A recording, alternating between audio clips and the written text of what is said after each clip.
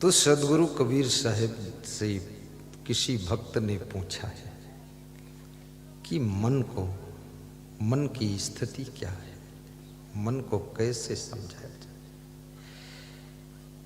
और ये मन बड़ा विचित्र है। उम्र के अनुसार मन की गतिविधि भी चेंज होती है। जो लोग युवावस्था में गलतियों की तरफ आकर्षित होते हैं, वही लोग कुछ समय बीतने के बाद दूसरों को भी गलती करने से रोकने लग जाते हैं, समझाते हैं। ये क्या बात है?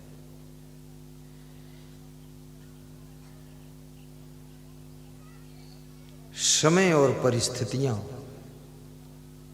आपके मन को भी प्रभावित करती है। बचपन में जब तुम छोटे होते हो, तुम्हारा मन खिलौने मांगता है। थोड़ा बड़े हो जाते हो, रंग बिरंगे कपड़े मन मांगता है। थोड़ा और बड़े होते हो, फिर मन मोबाइल मांगता है। थोड़ा और बड़े होते हो तो मन फिर ये स्कूटी और मोटरसाइकिल मांगता है। फिर थोड़ा और बड़े होते हो तो ये मन फिर अधकटे कपड़े की मांग करता है, कि आधा खुला रहे आधा बंद रहे। ये मन की नाटक कितनी विचित्र है। थोड़ा और बड़े हुए तो मन शादी मांगता है, विवाह की मांग करता है कि कहीं विवाह हो जाता। हो ही जाएगा, क्योंकि सबकी मांग है तो हो ही जाएगा। लड़कियों की भी मांग है कि विवाह हो जाए, लड़कों की मांग है विवाह हो जाए। तो जब दोनों पार्टी राजी है तो हो ही जाएगा। फिर विवाह होने के बाद ये मन मांगता है कि कोई पुत्र हो जाए, पुत्री हो जाए, संतान भी हो। संतान हो जाती है। फिर ये भी मन मांगता है कि संतान संस्कारी भी हो, बुद्धिमान भी हो, स्कूल जाए और पढ़ने में टॉप करे मेरी संतान। कभी कभी पढ़ने में टॉप भी कर जाती है संतान। फिर मन मांगता है कि कहीं मुझे नौकरी भी मिल जाए। बहुत लोगों को नौकरी भी मिल जाती है। फिर मन की मांग होती है कि एक मकान बन जाता अपना तो अच्छा रहता है। ये पुराने खंडहर मकान में रहते रहते जिंदगी गुजर गई है, अच्छा मकान बन जाए। वो भी तुम्हारे मन की मांग पूरी हो गई। फिर मन मांगता है थोड़ा चलने के लिए 4 व्हीलर गाड़ी हो जाए, ज्यादा अच्छी नहीं तो बोलेरो ही हो जाए। बोलेरो एक ऐसी गाड़ी है जो उसमें फिर कुछ बोलना नहीं पड़ता है, पूरी गाड़ी बोलती रहती, खड़बड़ खड़बड़ खड़बड़। हाँ, मेरे पास भी एक बोलेरो है, उसका हॉर्न तो नहीं बोलता पर पूरी गाड़ी बजती है, खटपट खटपट। कहीं गेट में कुछ बोल रहा है। मैं तो खैर एक ही बार बैठा उसमें। तो मैं पहली बार उस गाड़ी में बैठकर उत्तर प्रदेश में एक भक्त के यहाँ गया। वो भक्त स्वागत करने के लिए आए थे दूर। मुझसे बोले तुम इज्जत हमारी ले डाले हो, ये बोलेरो में बैठ गए हो। तो हमने कहा इसमें क्या इज्जत चली गई, हम तो वही है। अरे बोले हम यहाँ बहुत बड़ी बड़ी बातें करे और तुम बैलगाड़ी में बैठ गा लियो। मेरे को ये पता ही नहीं था इसमें बैठूं कि ना बैठूं। तब से उन्होंने मुझे बुलाया भी नहीं। बोले आप किस गाड़ी में बैठकर चलते हो, इससे भी लोग आपके महत्व को पहचानते हैं। आप किस तरह के कपड़े पहने हो, इससे भी आपका मूल्यांकन होता है। आप किस तरह की बात बोलते हो, इससे आपकी कीमत आंकी जाती है। मनुष्य किस तरह के मकान में रहता है उससे भी उसका मूल्य घटता बढ़ता है। समाज की नजरों में तुम तो वही रहोगे, पर समाज अलग सोचने लग जाता। परंतु याद रखना, सोना कभी आपने देखा नहीं होगा कि लोहे की डिबिया में रखा गया। सोना चांदी की डिबिया में रखा जाता है, और चांदी वो एक गद्देदार डिब्बा होता है, उसमें रखी जाती है। चांदी ये कोई पॉलीथीन में नहीं बांधी जाती है। तो आप ये भी सोचना कि तुम सोना हो कि चांदी हो। यदि इससे भी कीमती अगर तुम हीरा हो तो जरा अपना रहन सहन भी उसी लेवल का रखना। आपका घर भी साफ। आज मेरे पास एक बॉम्बे के भक्त से बात हो रही थी,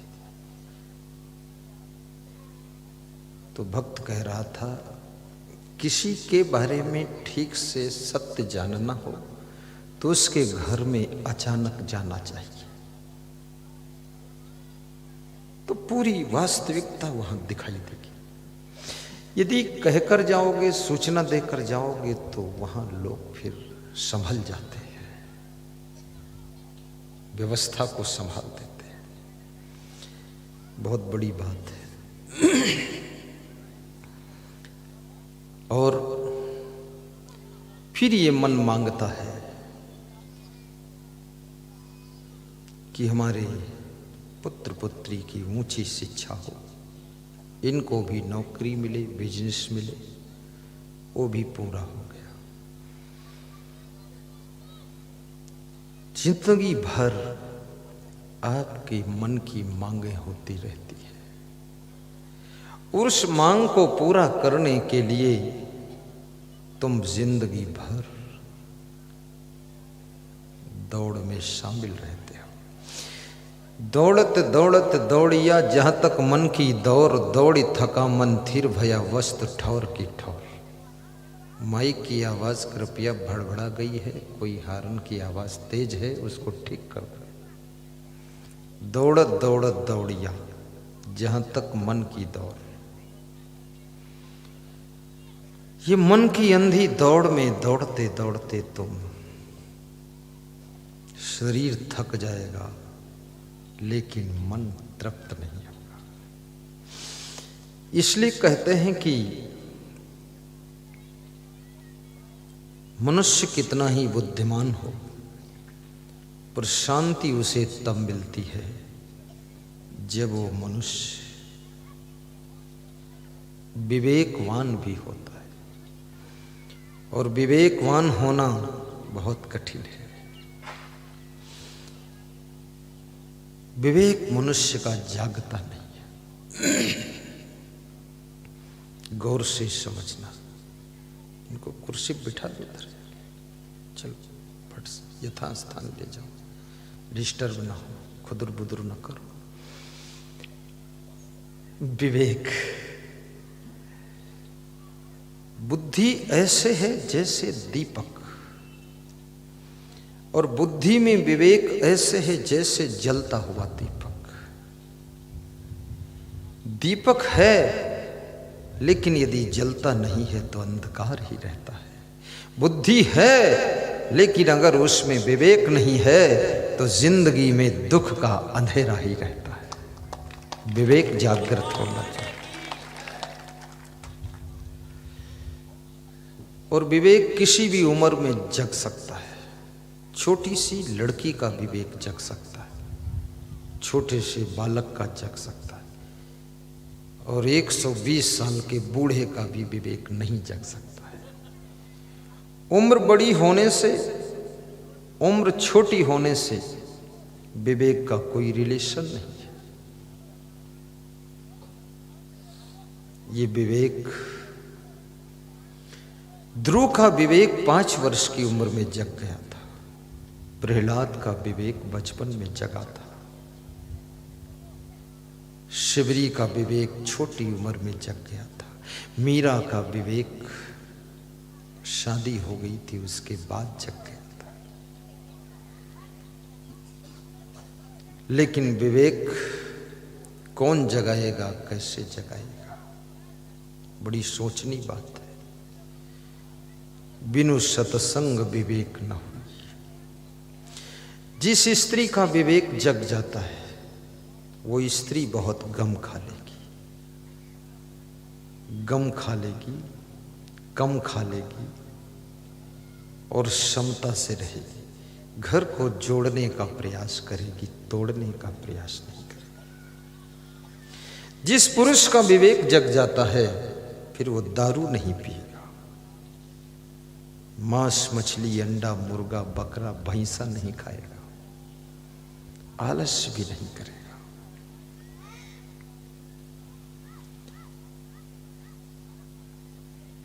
यदि आपके हाथ में जलती हुई टार्च है तो आप गड्ढे में कैसे गिरोगे? देखोगे ना ये गड्ढा है। टार्च है लेकिन बुझी हुई टार्च है, उसके सेल डाउन है या डिस्चार्ज है, तो टार्च को भी लेकर तुम गड्ढे में गिर जाओगे। इसलिए बुद्धि में विवेक होना चाहिए, विवेक की लाइट होना चाहिए। इसलिए कई बार आप देखते हैं बुद्धिमान व्यक्ति भी बहुत दुखी रहता है। इंग्लिश बोलता है फिर भी दुखी है, 5-5 भाषा बोलता है फिर भी दुखी है, बहुत बड़ा अफसर है फिर भी दुखी है। क्योंकि दुख का अंधकार विवेक के सूर्य के उदय होने के बाद ही हो सकता है।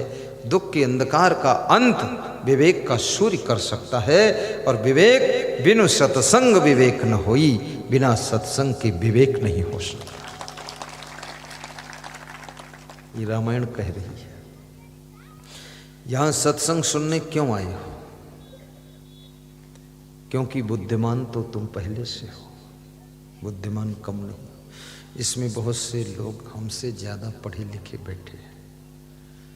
कोई चार्टेड अकाउंटेंट है, कोई MBBS है, कोई साइंस का टीचर है, कोई इंग्लिश का लेक्चरर है, कोई प्रिंसिपल है इंटर कॉलेज का, ये D.Ed कॉलेज का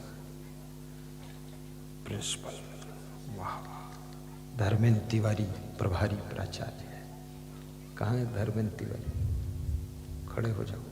धर्मेंद्र देखो वो है। ये तो बहुत अच्छा आदमी, सरल आदमी लगा। माथे पे तिलक है, नंगे पांव है, हाथ में कुछ बंडल है, दूसरा हाथ खाली है, उसमें कमंडल दे देता।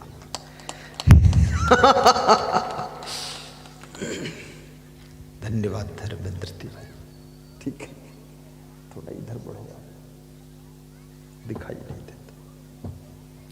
बैठो बैठो, सबको प्रणाम करो।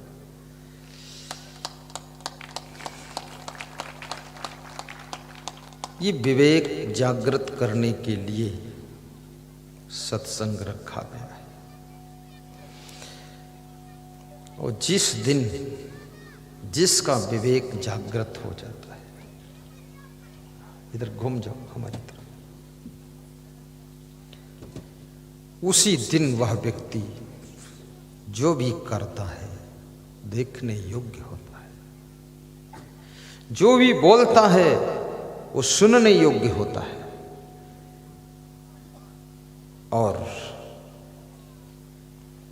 जिस राह पर चलता है वो राह पूरे विश्व के चलने योग्य होती है। और जो भी खाता है उसके खाने में भी किसी की हिंसा नहीं होती है। अहिंसा धर्म का पालन।